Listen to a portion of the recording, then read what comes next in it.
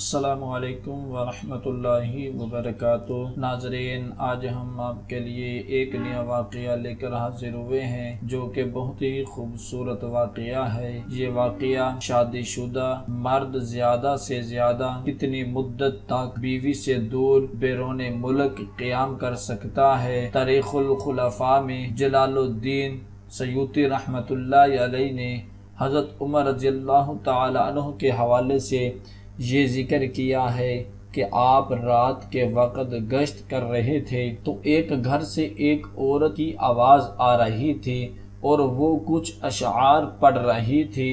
مفہوم یہ تھا کہ اس کا شوہر گھر سے کہیں دور چلا گیا تھا اور وہ اس کے فراق میں غم زدہ تھی۔ حضرت سیدنا عمر فاروق رضی اللہ تعالی عنہ گھر آئے اور اپنی زوجہ سے دریافت کیا کہ شادی شدہ عورت شوہر کے بغیر کتنی مدت صبر کر سکتی ہے، تو زوجہ نے جواب دیا کہ 3 سے 4 ماہ۔ آپ نے حکم جاری کر دیا کہ ہر فوجی کو 4 ماہ بعد ضرور چھٹی دی جائے تاکہ ہر فوجی اپنی بیوی کا حق ادا کر سکے۔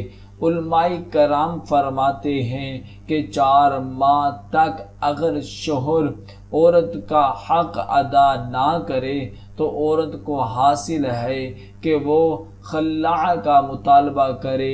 یہ اس صورت میں ہے جب عورت راضی نہ ہو، اس لیے شوہر کو چاہیے کہ وہ عورت کو راضی رکھے اور ہو سکے تو کم از کم سال میں ضرور اپنے گھر کا چکر لگائے۔ اگر ممکن ہو تو عورت کو اپنے ساتھ ہی رکھے۔